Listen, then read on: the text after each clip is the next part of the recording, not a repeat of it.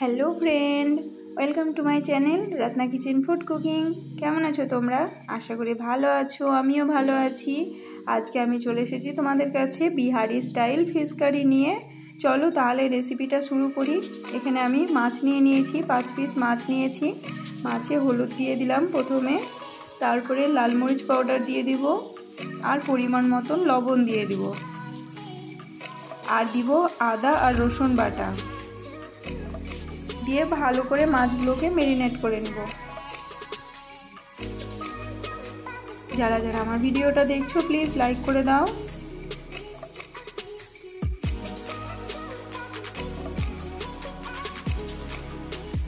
এবার ভালো করে মিশিয়ে নিব মাছগুলোর সাথে।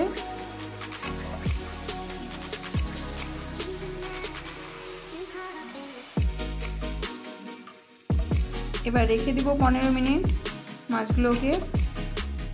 এখানে আমি একটা বাটি নিয়ে নিয়েছি, তাতে হলুদ পাউডার দিয়ে দিব আর লাল মরিচ পাউডার দিয়ে দিব, কাশ্মীরি লাল মির্চ পাউডার দিয়ে জল দিয়ে পেস্ট বানিয়ে রেখে দিব।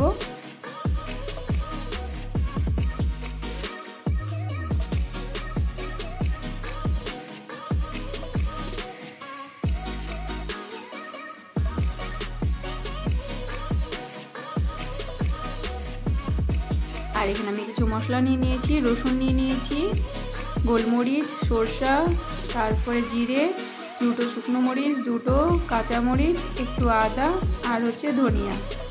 এবার সবগুলোকে নিব মিক্সি জারে আর পেস্ট বানিয়ে নিব।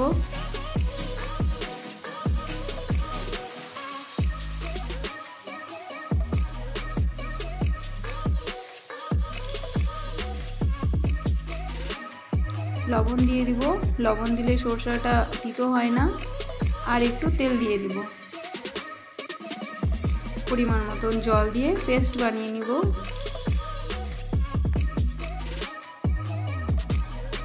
বানানো হয়ে গেছে আমার। এবার আমি কড়াই গরম করতে দিয়েছি, কড়াইটা আমার গরম হয়ে গেছে। এবার সরষার তেল দিয়ে দিব, মাছগুলোকে প্রথমে ফ্রাই করে নিব।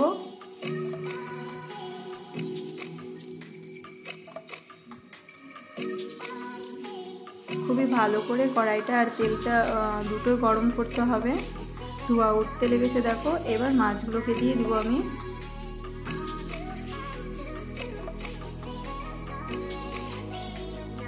আমি দুবারে মাছ ভেজে নিব।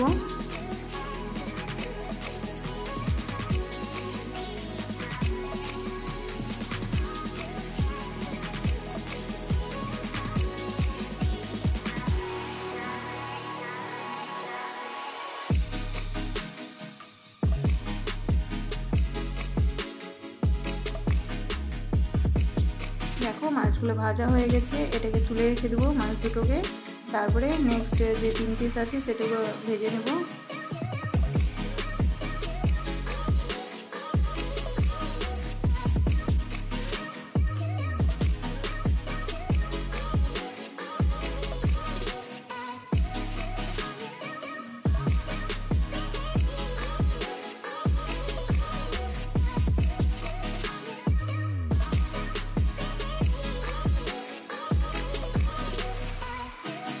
মাছও ভাজা হয়ে গেছে, এগুলোকে তুলে রেখে দেব।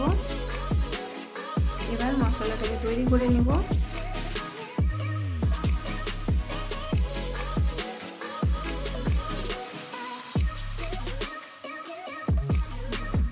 দেখো সব মাছগুলো আমি ভেজে নিয়েছি। এবার প্রথমে কাঁচামরিচ দিয়ে দিলাম 2টো, আর অল্প জিরা দিয়ে দিয়েছি।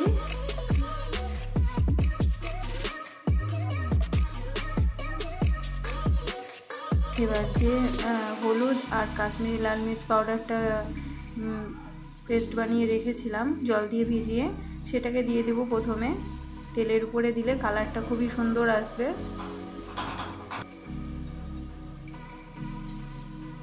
এই সময় গ্যাসের ফ্লেমটাকে লোতে রেখে দিতে হবে, না হলে জ্বলে যাবে, তখন ভালো হবে না রেসিপিটা।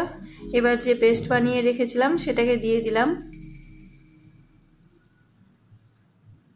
মশলাটাকে দিয়ে দিয়েছি। এবার দুটো টমেটো পেস্ট বানিয়ে রেখেছিলাম সেই দুটোকে দিয়ে দিলাম, টমেটো দুটোকে।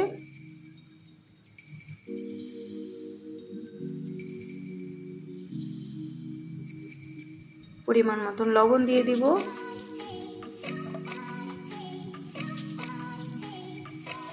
এবার ভালো করে ভেজে নিব। কিছু কস্তুরি মেথি দিয়ে দিয়েছি, হাতে এরকম ভাবে দলিয়ে দিয়ে দিব।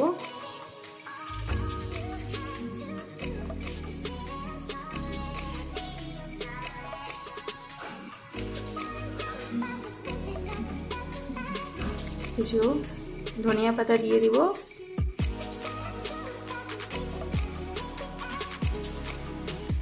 এবার মশলাটাকে ভালো করে ফ্রাই করে নিব। যতক্ষণ না মশলা থেকে তেল ছাড়ে ততক্ষণ ফ্রাই করে নিতে হবে। এই সময় গ্যাসের ফ্লেমটাকে লোতে রেখে ঢাকন দিয়ে ঢেকে রাখতে হবে কিছুক্ষণ।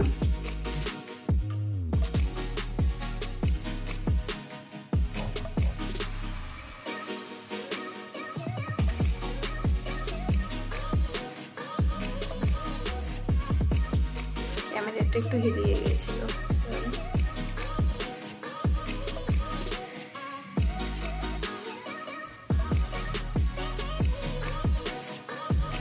দেখো মশলা থেকে তেল ছেড়ে দিয়েছে, তার মানে মশলাটা আমার ভালোভাবে ফ্রাই করা হয়ে গেছে। এবার জল দিয়ে দেব।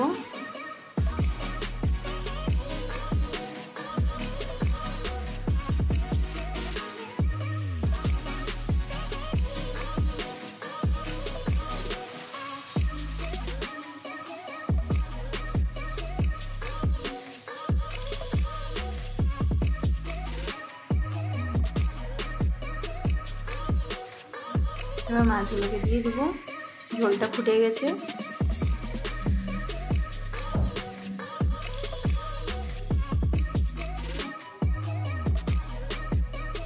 কিছু হরিয়ে ধনিয়া পাতা দিয়ে দেব।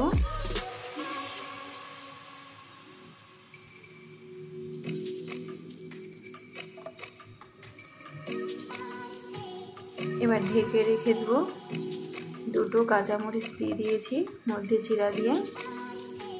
ঢেকে আমি রেখেছিলাম 5 মিনিট রেখেছিলাম।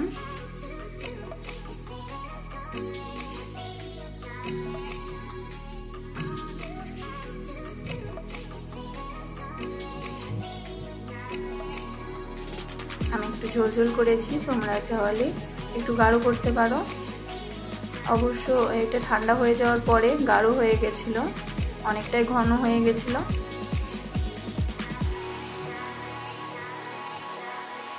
আবার ধনিয়া পাতা দিয়ে দিলাম অল্প। এবার গ্যাসের ফ্লেমটাকে একদম বন্ধ করে দিয়ে ঢেকে আমি 10 মিনিট রেখে দেব। 10 মিনিট পরে দেখো কত সুন্দর কালারটা এসেছে, আর খেতেও অসাধারণ হয়েছিল। আমাদের বাড়িতে সবাই পাতলা ঝোল খায়, ওই জন্য আমি পাতলা রেখেছি ঝোলটা।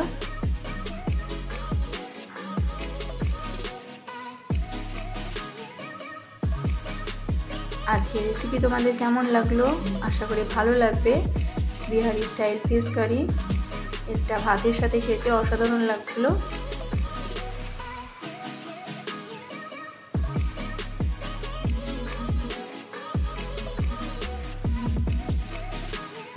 প্লিজ আমার রেসিপিটা যদি তোমাদের ভালো লেগে থাকে লাইক কমেন্ট শেয়ার করে দিও। আবার তোমাদের সাথে দেখা হবে অন্য কোনো ভিডিওতে। ততক্ষণ তোমরা সবাই ভালো